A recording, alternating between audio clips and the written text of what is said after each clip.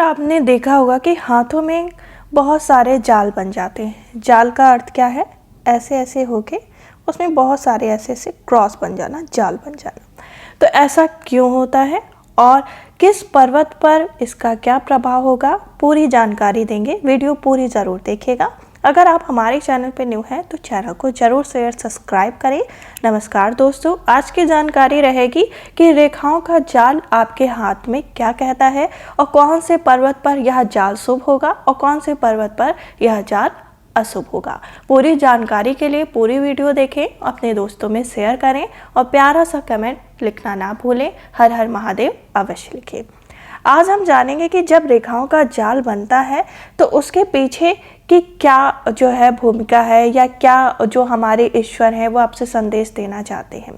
क्योंकि एक हस्तरेखा ही है जो हमेशा आपके क्योंकि आपके लग्न चार्ट है, कुंडली का अगर हम देखें भाव, तो वहाँ पे ग्रह चेंज नहीं हो सकते।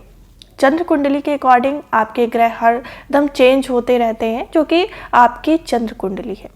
लेकिन जो आपकी लग्न कुंडली है उसके ग्रह चेंज नहीं होंगे।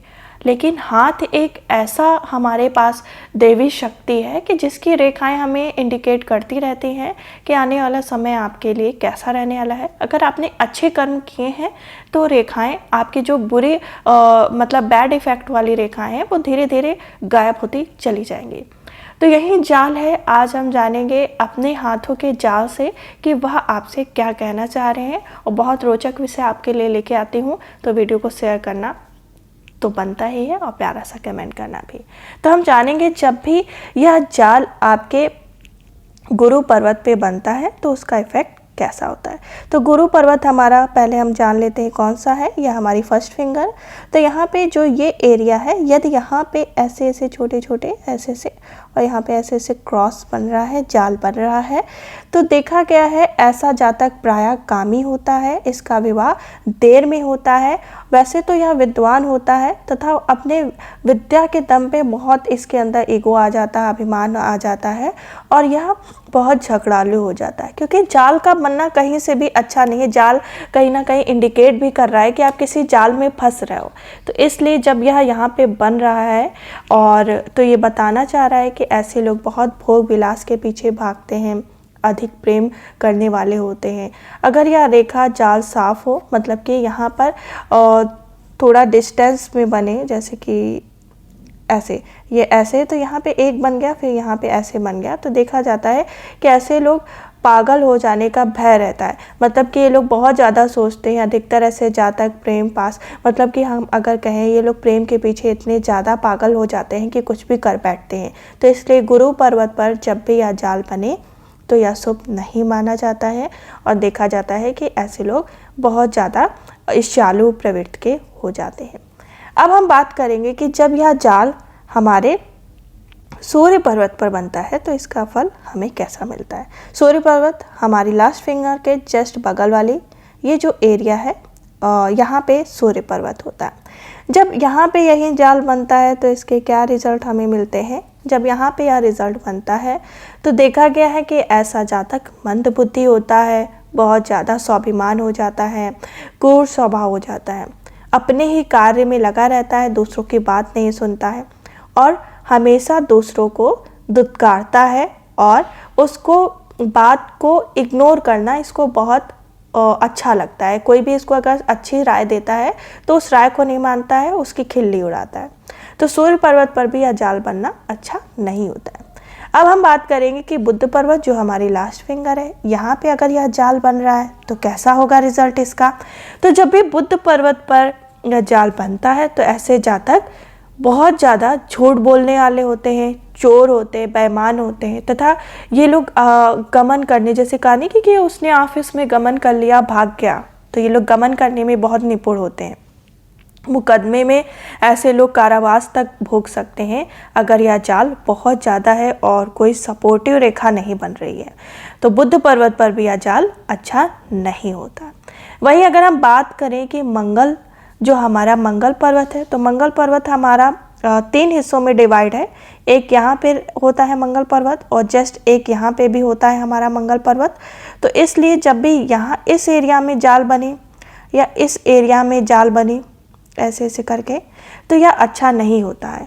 यहाँ पे देखा गया है कि जब भी मंगल पर्वत पर बनता है तो मृत्यु कारक हो जाता है। या ऐसा व्यक्ति विषपान करके अपनी मृत्यु कर लेता है, मृत्यु के समय पेट से पीड़ित रहता है, या तो रोग बीमारी ऐसे लोगों को बहुत ज़्यादा घेरे रहती है। जस्ट हम बात करेंगे अब चंद्र पर्वत जो हमारा यहाँ पे है, तो अगर चंद्र पर्वत पर यह जाल बन रहा है तो इसके क्या परिणाम आपको मिलेंगे। तो चंद्र पर्वत पे जब यह जाल बनता है तो देखा गया है कि ऐसा जातक व्यर्थ की चिंताएं करने लगता है, बहुत ज़्यादा सोचने लगता है, और यह इंसान बहुत कम भाग्यशाली होता है, कंजूस होता है और कम काम करने वाला व्यक्ति होता है। अपनी आत्मग्लानि में हमेशा रहता है, कोई कुछ भी इसको कह दे या किसी के संग थोड़ा सा भी इसके द्वारा कुछ गलत हो जाए तो इसको बहुत जल्दी गिल्ट फील होने लगता है। अब हम बात करेंगे जो हमारा शुक्र पर्वत है, यह हमारा शुक्र पर्वत है, तो यहाँ पे जब यह जाल बन रहा है तो इसका आपको क्या फल मिलेगा। तो यहाँ पे जब भी जाल बनता है तो ऐसा इंसान क्या होता है, बहुत कामी प्रवृत्ति का हो जाता है, वीर का नाश करने वाला, रोगी तथा कमजोर व्यक्ति होता है। अधिकतर ऐसे लोग देखा गया है कि पत्नी इनकी दास होती है। मतलब अगर हम बात करें कि ये जो इंसान होते हैं अपने जो स्पाउस होते हैं उनके हमेशा दासी बने रहते हैं, वो हमेशा इनको लथाड़ते हैं, इनके ऊपर बिगड़ते हैं, लेकिन उनका ये कुछ नहीं कर पाते। अगर हम देखें ऐसा जाल का चिन्ह जीवन रेखा पर बने, हमारी जो जीवन रेखा है, बहुत सारा यहाँ रुक जाइए अभी, ये जो हमारी जीवन रेखा है इस पे अगर यहाँ पे कोई छोटी छोटी ऐसे ऐसे लाइन बन रही है तो यह देखा गया है कि यह मानसिक, आर्थिक व सामाजिक चिंताओं से ग्रस्त रहता है, यह व्यापार में बहुत सफलता नहीं पाता है। ऐसा जाल का चिन्ह यदि मस्तिष्क रेखा पर होता है तो ऐसे जो मस्तिष्क रेखा है हमारी यह है, तो यहाँ पे जब बनता है तो ऐसे व्यक्ति बहुत नीच विचार के होते हैं, बहुत बुरे तथा नीच कर्म में रत रहने वाले व्यक्ति होते हैं। योजनाओं में अपना हमेशा जो है बौद्धिक दृष्टि से हमेशा, मतलब जैसे आपने देखा होगा कि आपके आसपास आप सोचते होगे कि इसकी सोच इतनी गंदी, इतनी बेकार है, तो ये यहीं पे है। अगर यहाँ पे ऐसे छोटे छोटे जाल बन रहे हैं तो यह इंडिकेट कर रहा है।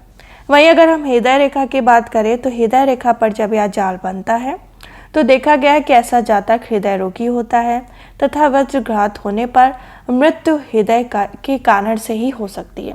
ऐसे लोगों का बीपी हमेशा चढ़ा बढ़ा रहता है और ये लोग किसी की भी बात को बहुत जल्दी अपने हृदय से लगा लेते हैं। तो जब भी यह हृदय रेखा पर ऐसा जाल बने तो यह अच्छा नहीं माना जाता। तो आज हमने जाना कि कहाँ पे जाल बनना अच्छा है और कहाँ पे बुरा। तो कहीं से भी यह अच्छा नहीं है।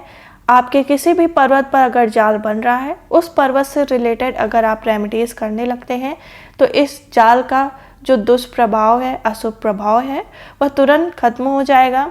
जैसे कि ऐसे जुपिटर पे बन रहा है तो आप देवगुरु बृहस्पति की पूजा आराधना करें। मंगल पे बन रहा है तो आप किसकी, हनुमान जी की कर सकते हैं। हृदय रेखा पे बन रहा है तो सूर्य देवता की कर सकते हैं। वहीं लाइफ लाइन पे अगर बन रहा है तो आप देवगुरु बृहस्पति की कर सकते हैं, महादेव की कर सकते हैं। इन लोगों की आराधना अवश्य करें। हम फिर मिलेंगे ऐसे ही रोचक विषय के संग। तब तक के लिए हर हर महादेव लिखना ना भूलें और वीडियो को शेयर करना ना भूलें। जय माता पार्वती, हर हर महादेव।